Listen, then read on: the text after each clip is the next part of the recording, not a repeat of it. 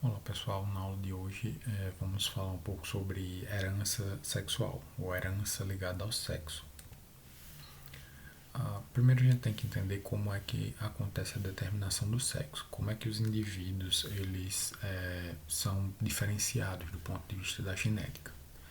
Na espécie humana a gente tem dois cromossomos e esses cromossomos especiais eles são responsáveis pelo sexo. Quando a gente observa o cariótipo, que é a análise dos cromossomos, a gente observa 22 pares de cromossomos, chamados de cromossomos autossomos. Entretanto, dois desses cromossomos, que aqui na figura B está um X e um Y, eles são responsáveis pelo sexo do indivíduo. E aí a gente tem que XY é do sexo masculino, enquanto o XX é do sexo feminino.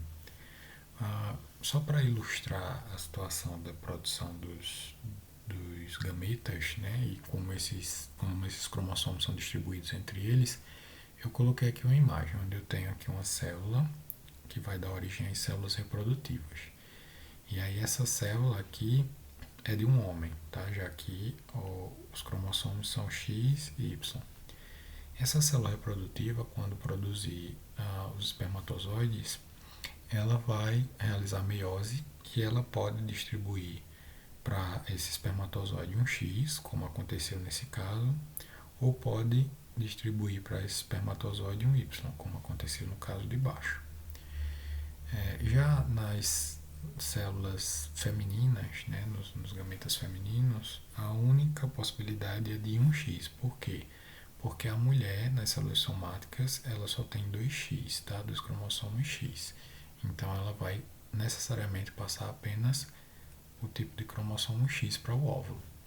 Se por acaso o óvulo for fecundado por o espermatozoide de cima, o resultado vai ser um XX e aí será menina. Já se o óvulo for fecundado por o espermatozoide de baixo, o que contém o Y, o resultado será XY. E aí o bebê, o filho, vai ser do sexo masculino. Então é assim que é determinado o sexo no ser humano. Um detalhe é que muita gente diz que o homem é que é responsável, né, pela determinação do sexo.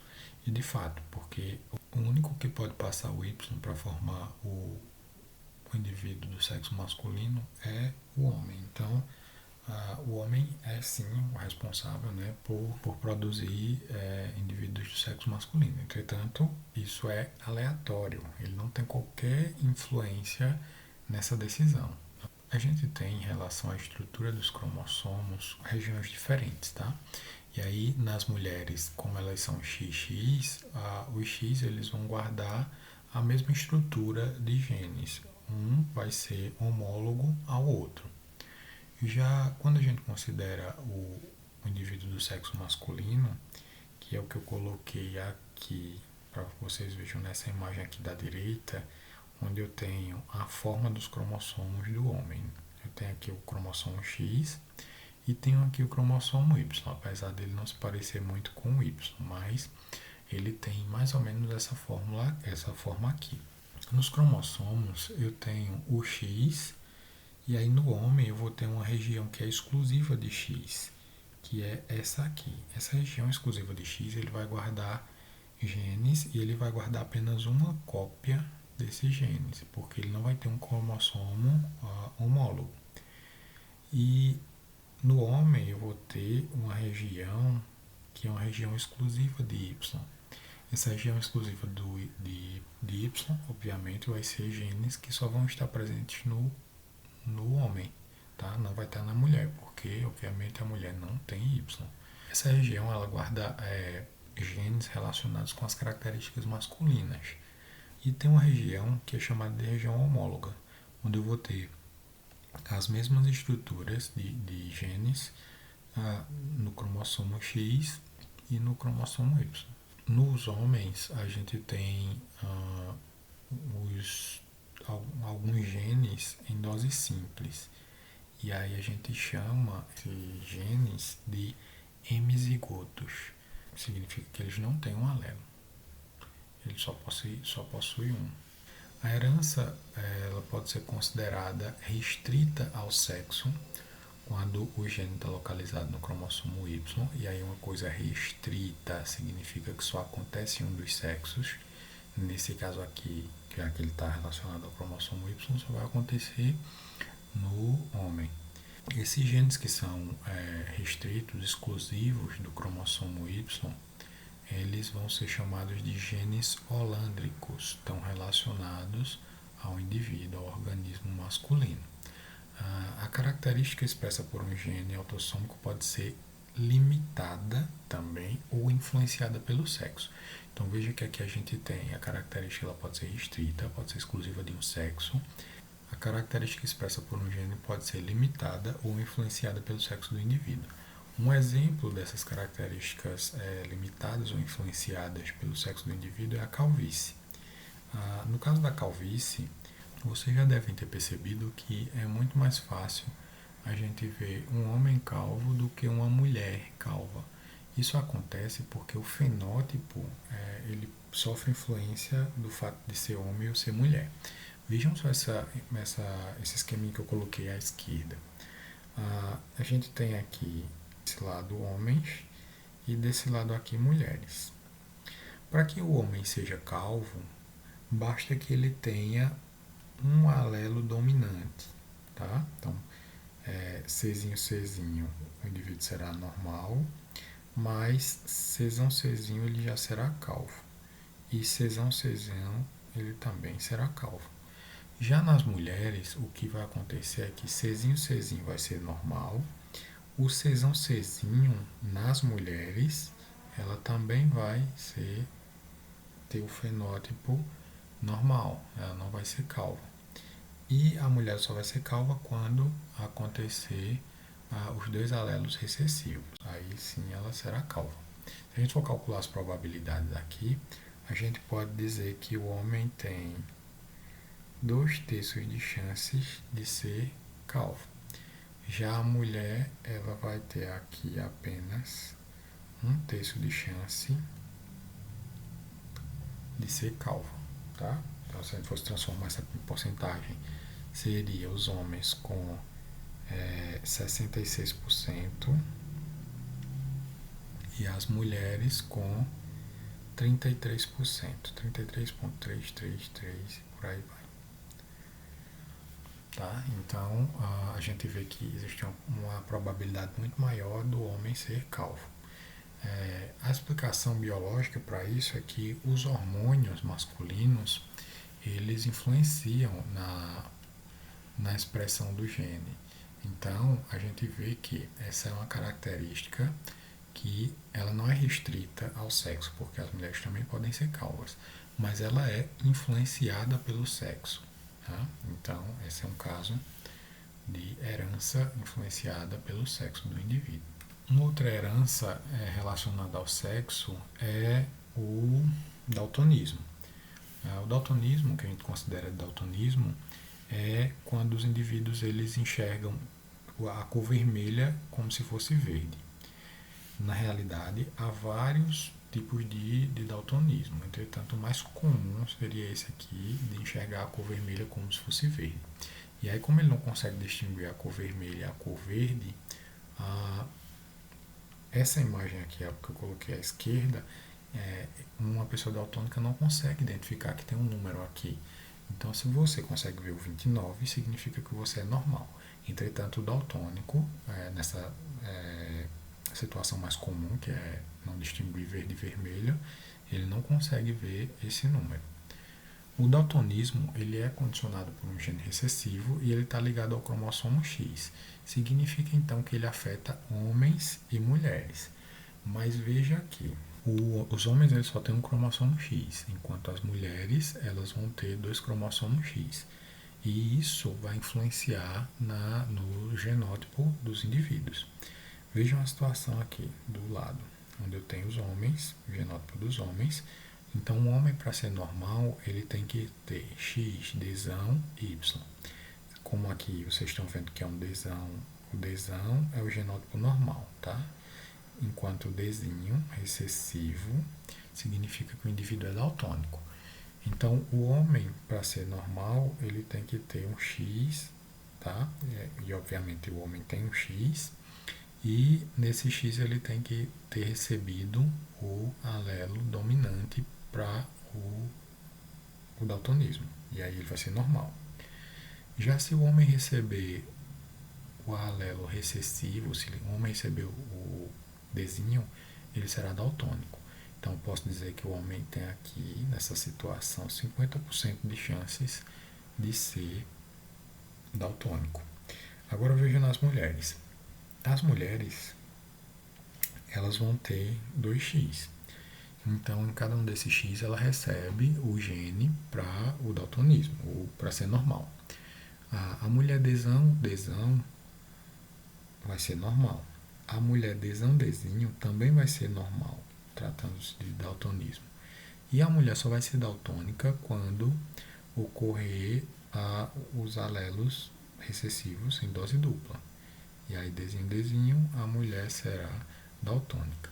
Veja que isso aqui vai dar uma chance de 1/3 de ser daltônica, ou 33% de chances dela ser daltônica. Significa que aqui o homem também leva desvantagem.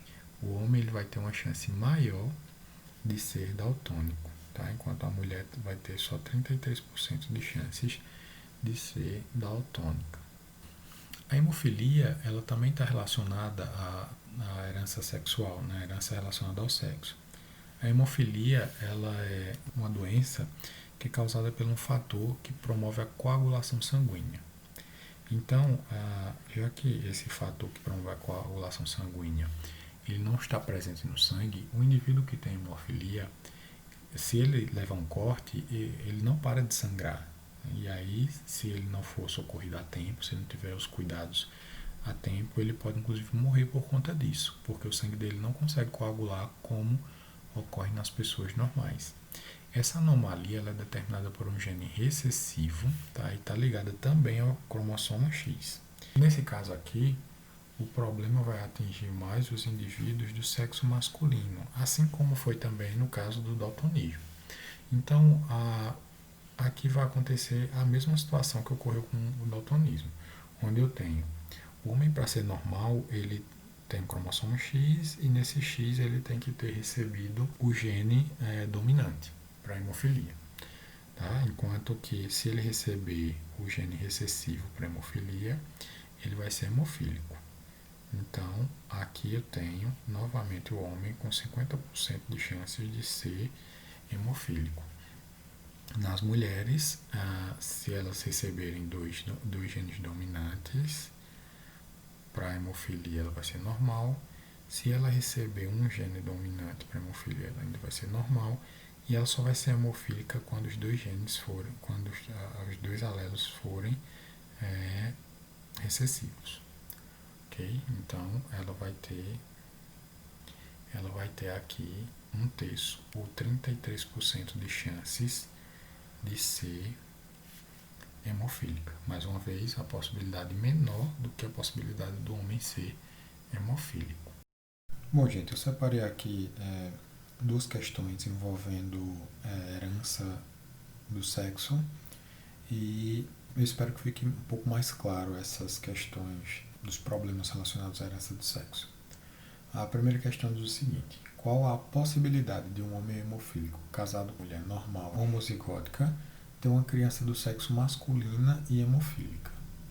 Então, para fazer o cruzamento, a gente tem que, deixa eu repetir aqui, XHzinho Y, esse é o homem, cruzado com a mulher, XHzão, XHzão. Para realizar esse cruzamento, a gente faz a combinação de todos os alelos, onde a gente vai ter o XHzinho combinado com o XHzão. Novamente eu vou ter o XHzinho combinado com o XHzão. Eu vou ter o Y combinado com o XHzão. E eu vou ter novamente o Y combinado com, mais uma vez, o X Hzão. Perceba que nos cruzamentos de herança do sexo, eu sempre vou ter a possibilidade de um meio, de 50% de nascer do sexo masculino. Então, como a gente já vai ter essa probabilidade determinada, eu não me preocupo com isso, tá? Mas só para destacar aqui, esse aqui seria um indivíduo do sexo feminino, masculino, porque tem XY, e masculino porque tem XY. E aí eu vou ter a chance de ser menino, que a questão quer saber, é de 1/2. Agora a gente vai ver qual a probabilidade de ser hemofílico. Então, para ser hemofílico, ele tem que ter o Hzinho. Lembre que para ser hemofílico tem que ser recessivo. E aí o sexo influencia, porque o homem para ser hemofílico só precisa ter um Hzinho. Mas a mulher para ser hemofílica, ela teria que ter 2. Como a questão aqui está tratando do indivíduo do sexo masculino, a gente vai analisar esse conjunto. Nesse conjunto, a gente vê que o primeiro indivíduo aqui, ele não vai ter hemofilia. Por quê? Porque ele tem Hzão. Então ele vai ser normal. O segundo indivíduo aqui também vai ser normal, porque ele não tem Hzinho. Ele tem um Hzão. Então ele vai ser normal. Então, qual a probabilidade de um homem hemofílico casado com uma mulher normal, homozigótica, ter uma criança do sexo masculino hemofílica?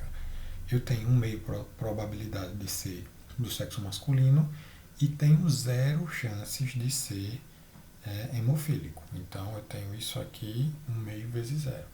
Qualquer coisa vezes 0 é 0. Então é 0% de chances de nascer um menino hemofílico. Segunda questão. Quais os possíveis genótipos resultantes do cruzamento de um homem hemofílico com uma mulher normal heterozigótica? Então aqui ele está tratando dos genótipos. Então o cruzamento é a mesma coisa do que a gente fez na questão passada. Só acho que a gente vai ver que o genótipo aqui é diferente. Eu tenho XHY, que é o homem, cruzado com XHzão, XHzinho. Então vou ter na primeira combinação XHzinho com XHzão. Vou ter XHzinho com XHzinho. Vou ter Y, XHzão. E vou ter Y, XHzinho.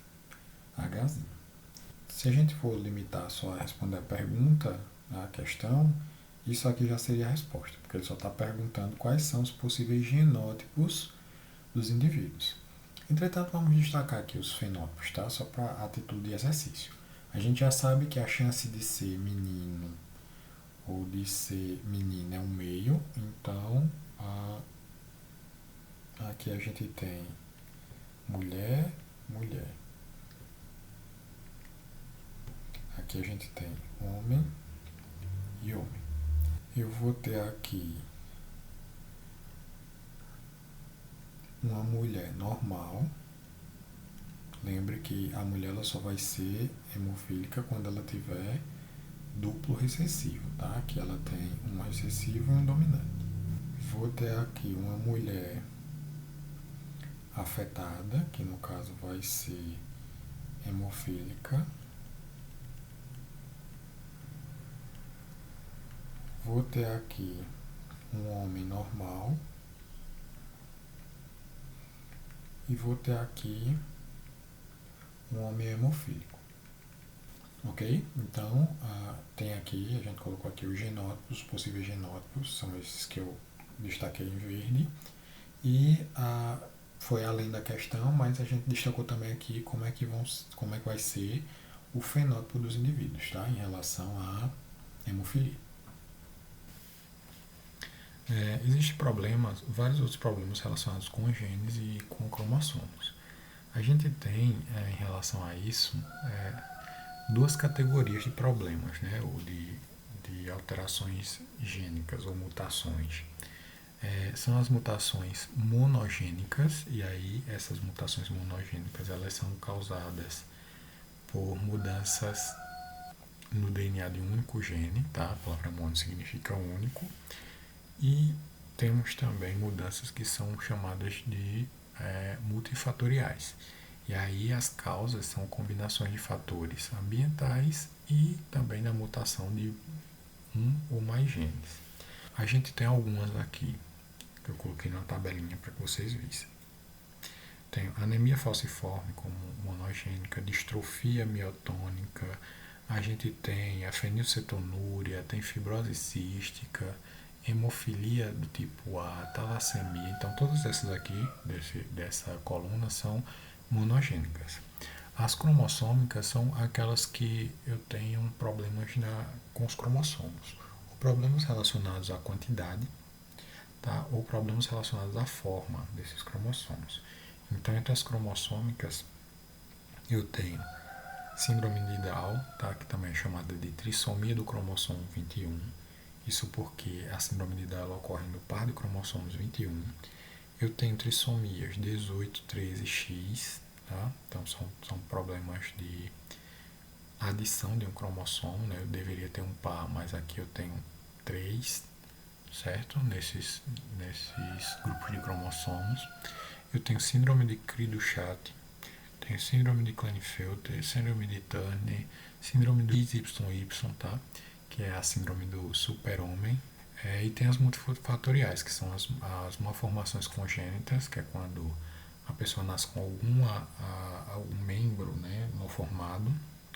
Muitas vezes até esse membro é um órgão vital e o indivíduo acaba morrendo. Tem cardiopatias, que são problemas de coração. Alguns cânceres também são multifatoriais, também tem influência genética e ambiental.